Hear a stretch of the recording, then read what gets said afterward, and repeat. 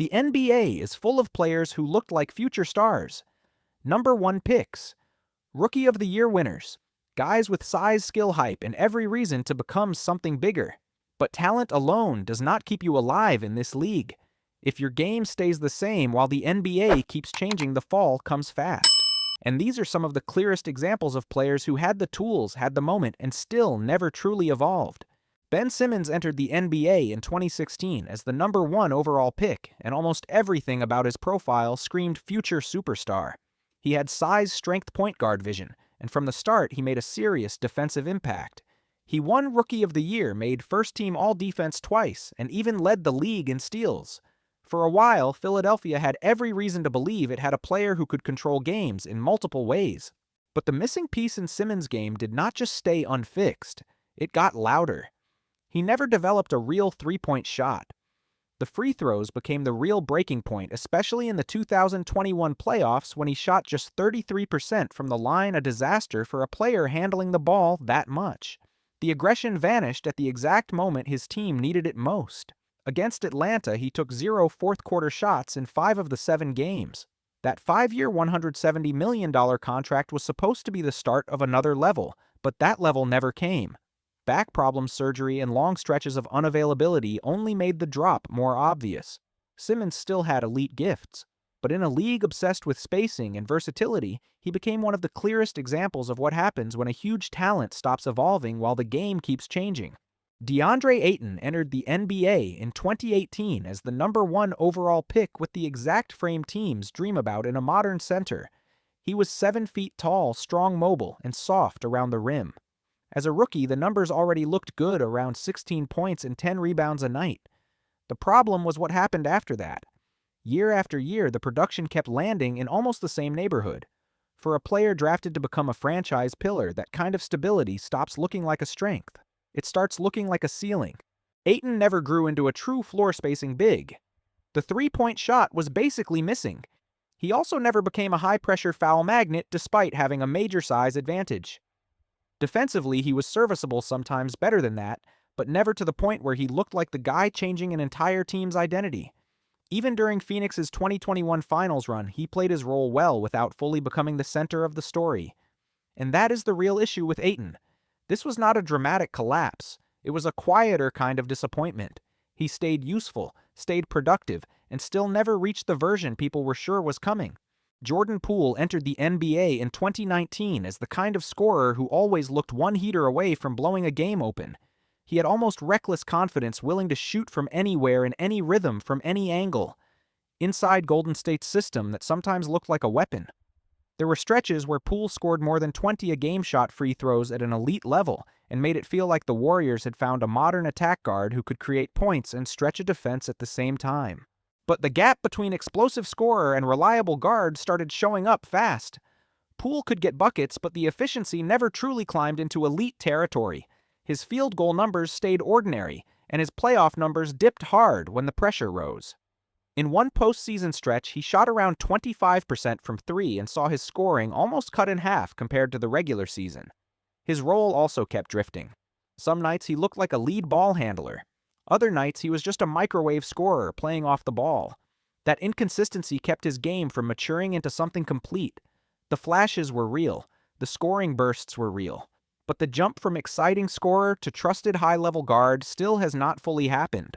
D'Angelo Russell entered the NBA in 2015 as the number 2 overall pick with the profile of a modern lead guard. He could score, create, and control tempo. His early years with the Lakers showed enough flashes to make people believe a real star was coming. Then came the All-Star season in Brooklyn, more than 21 points per game, a playoff push, and the feeling that this was finally the breakout. It looked like the start of something bigger. Looking back now, that season feels more like a lone peak than the beginning of a new level. Russell remained a solid three-point shooter, remained capable of running offense, and still had stretches where the scoring looked smooth. But the full package never settled into elite territory. His field goal efficiency usually stayed in the low 40s. His defense never became a major strength, and his role kept shifting from team to team. Lakers Nets, Warriors Timberwolves, back to the Lakers, then another move. That kind of movement says a lot. Russell has always been good enough to interest teams, but never complete enough for one team to fully hand him the long-term future of its backcourt. The talent has always been there. The version people expected to arrive just never fully did. Andrew Wiggins entered the NBA in 2014 as the #1 overall pick, and the expectations around him were obvious from day one. He looked like the blueprint for a modern star wing. Explosive athlete, long frame, natural scoring touch, real two-way upside. He won Rookie of the Year, had strong scoring seasons in Minnesota, and for a while it felt like he might grow into the face of an era. All the tools were sitting right there. But Wiggins never fully became the maximum version people imagined. The scoring stayed respectable over the years, yet the playmaking never jumped enough. The overall efficiency never settled into elite territory, and the defensive impact was not consistently what people expected from that kind of athletic profile. His All-Star season and the 2022 title run with Golden State were major highs, but they also highlighted something else. He looked most effective as a high-level supporting piece, not as the center of a franchise. That is what makes the Wiggins story different. He did not disappear. He stayed useful, valuable, and relevant in the league. But for a former #1 pick once projected as a complete superstar, the arc still feels like an unfinished version of what was supposed to happen. Michael Carter-Williams might be one of the strangest examples of a player who looked like he was taking off on day one only for that first lift to end up being the highest point of his entire career. His rookie season in Philadelphia was almost too perfect for people not to believe a major leap was coming next. He averaged more than 16 points, around 6 rebounds, and 6 assists per game, won Rookie of the Year, and joined an extremely rare group of rookies to put up that kind of all-around stat line. With his size, vision, and feel, he looked like the kind of lead guard a franchise could build around. The shock was that there was almost no second level after that. The scoring dropped. The minutes declined. The shooting efficiency never truly improved, and the three-point shot stayed a major weakness in a league that kept demanding more spacing from guards. He moved from team to team, from Philadelphia to Milwaukee, Chicago, Charlotte, Houston, and Orlando, and everywhere the pattern felt the same. Smaller role, smaller impact. What makes this case hit harder than most is that Carter-Williams did not just have a solid rookie year. He had one that looked special. And because it looked that special, everything that followed felt like a cold reminder that sometimes the brightest opening chapter is only an illusion of a future that never actually arrives. Jahlil Okafor entered the NBA in 2015 as the 3rd overall pick, and if you looked strictly at old-school offensive big man skills, he seemed incredibly valuable. Smooth footwork, soft touch around the rim, a polished back-to-the-basket game that was rare for a young player. As a rookie, he scored around 17 points per game and made it feel like Philadelphia had found a center who could anchor offense for years. For a lot of people, that looked like more than enough foundation for a major career. The problem was that the NBA changed faster than Okafor's game did. While the league sprinted toward spacing, switching, and mobility, he stayed tied to a style built around post play and paint touches. The rebounding never truly jumped, the defense never developed into a strength, and the outside shot never opened a second layer for him. Just a few years after that promising rookie season, Okafor's role had already shrunk hard. He went from looking like a future frontcourt piece to becoming a reserve, then eventually a player with no clear place in a modern rotation. This is one of the clearest examples of a player who did not lose all his talent, but still got beaten by the speed of the league's evolution. Tyreke Evans had the kind of start that makes a franchise believe it just found a real star. His rookie season was not merely good. It was rare enough to put him in serious historical company almost immediately. He averaged more than 20 points per game along with about 5 rebounds and nearly 6 assists, then walked away with Rookie of the Year. With his size handle and downhill scoring ability, Evans looked like the type of guard who would keep adding layers until he became a long-term offensive centerpiece. At that point, everything around him seemed to point in one direction up. The shock is that the rookie season ended up being the clearest peak of the whole story. He never reached 20 points per game again.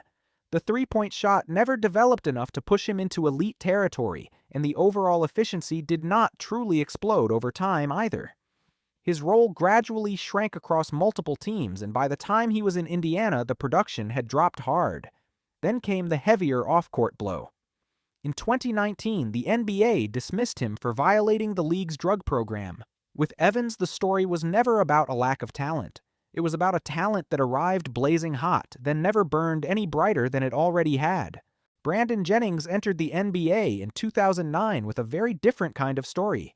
He skipped the traditional college path, played professionally in Italy, and still became the 10th overall pick. Then the hype exploded almost immediately. Just a few games into his rookie season, Jennings dropped 55 points in a single night, the kind of performance that forces the whole league to pay attention. He finished that first year averaging more than 15 points and nearly 6 assists per game, and by his third season he climbed above 19 per game. For a moment he looked like a lead guard with real star-level firepower. Then the development stalled before it ever became complete. Jennings' shooting efficiency never caught up to his usage or his fearless style. The three-point shot stayed in the low 30s, and his field goal percentage spent multiple seasons below 40%. That was already a problem, but the real break came with the Achilles injury in 2015.